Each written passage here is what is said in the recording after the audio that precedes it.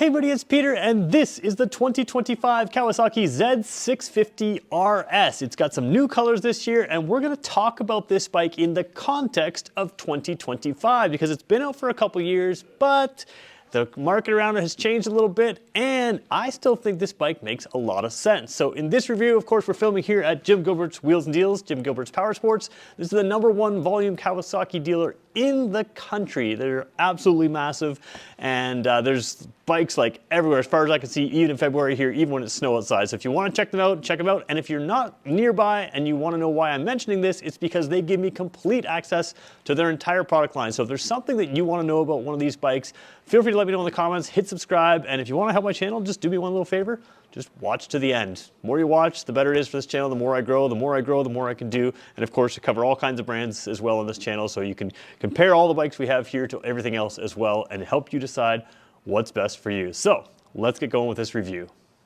So let's put this bike in a class. Now this is a modern Z650, which shares with the Ninja 650 modern bike underneath. It's a fully modern sport bike, but it's got the retro design. Now, just like the Z900, it really is a fully modern bike with only styling that sets it apart. Now, when you have styling that sets it apart, that does change things. It can make it more comfortable for some. It can make it just feel like a certain type of bike. And of course, these coloring is kind of one of those things that also brings you back to where it was, Kawasaki was back in the day. However, this is a modern naked bike, so that's the class you're dealing with. This 650 motor is, a lot of companies are sitting there trying to say that their 700 bikes are bigger. Well, they're only, a tiny, tiny bit bigger. This is a 649cc. Some of those other companies are just a hair bigger than this. So it really competes in that 650 to 700cc mark with those naked bikes. But again, to me, this is a little bit more comfortable, a little bit more stylish, and it has a lot of the more modern things baked into it, but it still has a retro look in both the design and in the gauge cluster and things that you look at. So how does it fit? What is it really? Well, let's start at the front wheel and show you what you've got, and we'll move our way through. So I say this in every review I do of motorcycles. I always like to start at the front wheel because you can tell the manufacturer's intent. And this is where things sort of, you sort of start to see things set apart here. Kawasaki has a line of retro motorcycles, the W800, the W230, those are spoked wheels, a little bit larger wheels, and they're less sporty tires. Right here, if you were to only look at this piece of the bike, you would see a modern street sport bike, not a super sport bike, but a street sport bike. And what you have here is a couple things that are upgrades from the 500 Ninja, for instance. You've got the dual disc brakes, you've got the ABS in there. You've got these gold wheels. Gold wheels are the only wheels you can get in 2025 here in Canada. So I really like this look. Now, of course, I own a bike with gold wheels. I own the Z900RS SE, which back in 2022 had gold wheels. But this color scheme, I think, goes really well together. And you have something that looks a little bit more up class from some of the base bikes, but you also have something that really performs well. So those tires here are the Dunlop Road Sport tires, I believe. Yes, Road Sport 2 tires here. So again, a nice step up from some of the other bikes. This is actually a step up in tire class from the Z900, so figure that out for a while. There's a couple things on this bike that are actually a step up from the 900, which is kind of interesting. But again, dual disc brakes, you do have traction control. This bike has ABS as well. 17-inch rims here, so that's the sport size tire that you're gonna have on everything. 120 width in the front, so again, you have lots of rubber choices on this bike if you want to upgrade to something really, really, really sticky, or if you want to do something else. Every sport bike has the same size front tire as this one pretty much. So you have some good things. Just the one thing you will find here is this is still a bike built to a price, and that's a good thing for people. It's not something that you're gonna have like fully crazy adjustable suspension that you're gonna take to the racetrack. This is a street sport bike, so you have the standard right side up forks with no adjustments there. And I think that works fine on the type of riding that most owners of this bike are gonna do. So taking a look at the heart of this bike, this is Kawasaki's 650cc engine. Now what I like about this engine is I've owned this engine for a number of years when I owned a Versus 650. And on that bike, I used to describe it as the perfect street bike engine. It has enough power to be a lot of fun, good torque in the middle. But again, it's not a super sport. It's not gonna get crazy in insurance. It's not gonna do something crazy. You absolutely could be a new rider on this, but it's generally more power than I would recommend for a new rider. But again, it's the kind of bike that experienced riders, they have all the power they need for the street. And Kawasaki uses this in everything. There's the Z650, the Ninja 650, the Z650RS, which is this, the Vulcan S, which is a cruiser, the Versus 650, which is a sport touring kind of bike. So pretty much everything they make that is a 650 is this engine, except for the KLR. The KLR has a single cylinder, this is a twin cylinder engine. So what you find with this bike is it's really reliable. Power throughout is nice. It's got good mid-range, which is where you're going to use it on the street. It's got good power up top as well. And a lot of these bikes, pretty much everything but the Vulcan, I believe, that uses this engine, the Vulcan S, has the exhaust down low. And what that's going to do is keep a lot of the weight down low. There's no pipe coming up the side here, so that does a couple things for you. First of all, it keeps all the weight centralized and low. That's going to make this a good handling bike. It also hides its weight better. So it's not a heavy bike anyways, but a lot of times it feels lighter than it is because all the weight is down low. That's where you want it for handling. And it also shows off this pretty cool swing arm here. It's got a nice looking high-end kind of swing arm. Some people will argue that this doesn't look retro, but again, the people that are buying this bike are looking for a general reflection of the retro times, but they want a modern sport bike, and that's what you're getting in this bike here. So very cool styling, great little engine, 6-speed transmission, all good stuff here, all modern stuff. But let's take a look a little higher up and see some of the differences that you get on this bike. So usually in my videos, I sit on the bike first and then I show you the seat, but I want to show you the seat first this time because you have this one-piece seat. Now it is curved here, so you have sort of delineation here where the rider sits and the passenger sits. It's not a level seat, but it's very wide here, which is a whole different thing than you get on a typical sport bike. And it's got some nice cush to it. So while it is a firm seat, it's firm and comfortable over the long term. And if you happen to take a passenger, they have a much bigger seat here as well than you would have on a typical sport bike. So this seat is one thing that they do for styling, but it really does set it apart in overall comfort. So let's show you what it looks like with a 6-footer on here, and you can get a sense of what you would look like on this bike. So stepping across this bike, again, I'm about 6 feet tall, jumping over. It's a nice compact bike. So it's not so compact like the Ninja 500. That's a little bit shorter than this one, or at least it feels a little bit shorter. It's probably very close in actual inches either way. But again, that's tidy back end. It's easy to swing a leg over. And then you have a really nice seating position here. So again, it's a little bit more sporty of a seating position. Your legs are back, they're not straight out in front of you, but to me that gives you some great balance. And this bike is about 412 pounds as a wet weight, which is Kawasaki's wet weight, which includes about 90% fuel and all the other fluids in there. It is a liquid cooled engine, so you have some extra fluids in there. But 412 pounds is not that heavy, and again, that weight is down low. It's very easy to kind of swing back and forth. At 6 feet here, I'm easily flat footing outside the foot pegs. If I come inside, it's even easier here. It's always hard to show how roomy this bike is, but the seat comes to a fairly narrow area at the front, so it's definitely easy to get your feet down.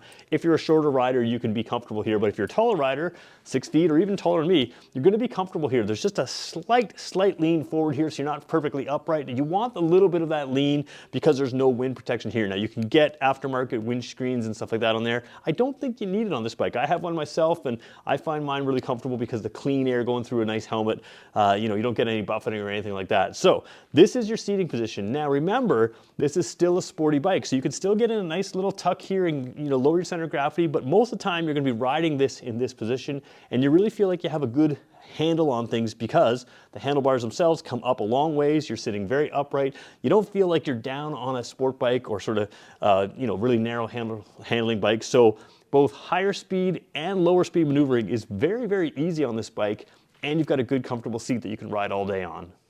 So taking a look at the gauges of this bike, this is really where this stands out in the Kawasaki 650 lineup. You've got these really cool gauges here, which to me, it's a little different than the 900. Some people think this is the exact same, but the font is different. These circles are not in the 900, at least not in Canada. Again, you've got kilometers an hour only in Canada. In the States, you would have miles per hour and kilometers an hour. So that's kind of an interesting twist there that they don't always do. I'm just gonna zoom out a little bit there. You can see the tachometer runs to 10,000 RPM. So you've got the old school style gauges, no TFT display, but you still have all the modern information that you would want.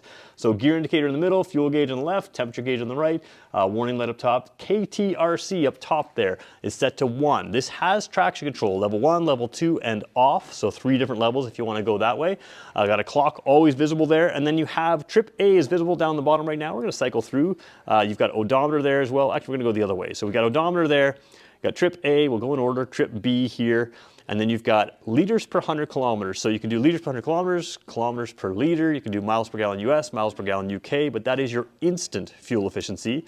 And beyond that, you have your average fuel efficiency and then your range. So compared to the 900, you don't have something like your outside temperature. There's a couple other little things. I think maybe that might be the only one, but it is just a slight little bit less. But again, it's everything you could want in a bike like this to give you all the information you need right in that display. And again, not having that TFT display, the information is visible. When you turn it off, you've got just a plain looking, normal bike kind of thing, or normal retro bike, but you have the information you need. So let's bring you over a little bit. Let's maybe stay on the same take here.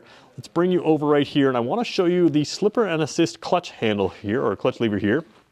So what you have here is a fairly light clutch. Again, that slipper and assist clutch is something that is fairly modern. It's not necessarily on every 650 bike that they sell, but it is on this one, or that Kawasaki sells. So what that means is you can dump that clutch at high revs, and instead of risking the wheel locking up because the engine isn't revved, or the engine hasn't rev matched, the clutch will allow itself to slip instead. So it does reduce the ability to have your wheel lock up because of an aggressive downshift. So they brought it in for racing. That's really where this technology was developed. It also makes it good for new riders because it's a safety feature, and it lightens up the clutch a little bit. So this clutch is a little bit lighter than it could be otherwise. And then the other thing that's nice about this 650 is you don't get things like this on like a Ninja 500. You have an adjustable clutch lever here where you can turn this and adjust the clutch lever, and adjustable brake lever. So there's 5 different positions there. That does a couple things. It fits bigger hands and smaller hands, but it also can change sort of that grab point of the lever here. So both on your brake and your clutch lever, you have everything feeling exactly the way you would want it to feel. Now there's one other button right here you can't see. It's a flash to pass. You can sort of see the ground here flashing because that's the high beam flashing there. We'll show you the lights in a second here. There's lights to me are a little controversial, but I wanted to show you that switch that you can't see there. So we're going to zoom in a little further here. Let's just go all the way in here. So you've got your regular high beam, you can lock it on there, signals, horn. You do have hazard lights here, which is one thing I always sort of advocate for. I do think hazard lights are nice to have on a bike. They're standard here. And then this is how you adjust that odometer. So that was the trip A, trip B, all that cycling through. You can cycle up or you can cycle down through those. And then the select button, if you tap that, you will activate the traction control setting, and then you can switch up and down to off level 1 or level 2. So that's very simple to do. Once it's selected, you just press that. So again, simple controls that give you pretty good control over what this bike can do. And again, you have those nice safety features in there. So here's something that kind of intrigues me about this bike. You can see the headlight out front. It is an LED light. It is a different LED light than the 900. So you have that LED light. You can flash the high beam there.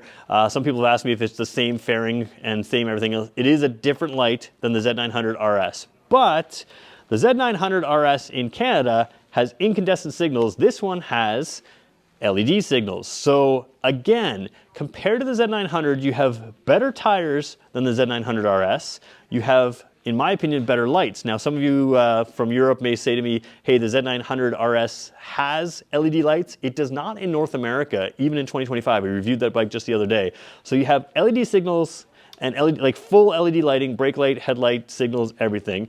And you've got a little bit better tires than the Z900RS. Why does that happen? I'm not sure, but you do get some value here on this bike that maybe the Z900RS does not have. So a nice little thing. If you want that 650, you get a couple nice things that you couldn't get in the the up-level bike from this. So let's talk about who this bike is for. Now in the Kawasaki lineup, you could just say it comes down to style. I like this style, I want this style, but there are some key things. Obviously the style is going to appeal to certain people. I will point out that the Kawasaki logo here is the retro style. I don't remember when that change was made, but the very first year they had this, it wasn't the retro style, that was an accessory, so little tweaky difference there. The color is pretty cool on this as well. They used to only throw the gold wheels on the special edition models and different things and the 650, but now you have them here on the this is the standard color in Canada this year with the gold thing. So you might buy it just for the looks, and that's a totally fine reason to buy it. As far as some of the advantages you may have, I do think the seat is helpful on this bike. I think it's, for some people, it's going to be a little bit more comfortable than something like the Z650 or something like the Ninja 650, although, both those seats are still pretty good.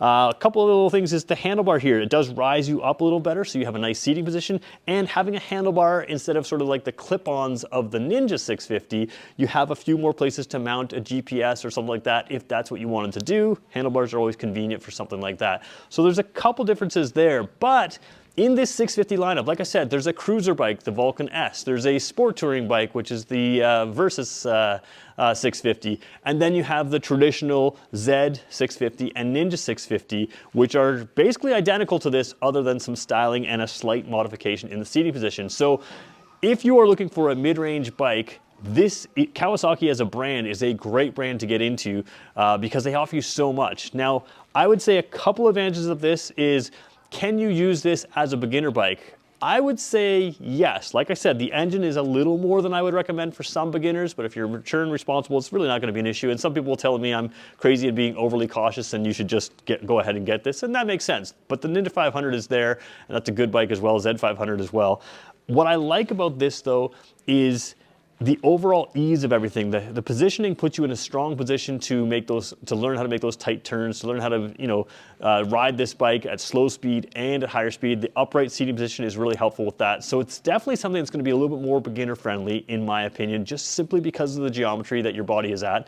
It's definitely something that's going to be a little more comfortable as well for some people, both seating position and seat itself. And that may be a selling point of getting this bike over other bikes. Overall though, like I said, the engine here, even the way the suspension is packaged here, it really has that centralized mass to make it a really good handling bike. So it's not a bike people are going to get sick of. It's not a bike that's just all cushy and soft. It's got the same suspension settings as the Z650 and probably the Ninja 650. So it really is something that's going to give you that sporty handling, and it's going to give you legs, right? As you grow as a rider, it's still going to be fun and comfortable. And that's really just one of the strengths of this bike. So let me know in the comments what you would prefer. Would you prefer the Z650RS or the Z650 or the Ninja 650 or the Versus 650 or the Vulcan S, which is also a 650 as well? There's a lot of choices in the Kawasaki lineup. This is probably the 650 I would choose. Now I am a little bit biased. I had the Z900 RS, although I also enjoyed the Versus 650, totally different bike than this, but it does share an engine. Like I said, lots of choices. Which one would you choose? Let me know in the comments, and we'll chat with you in the next one.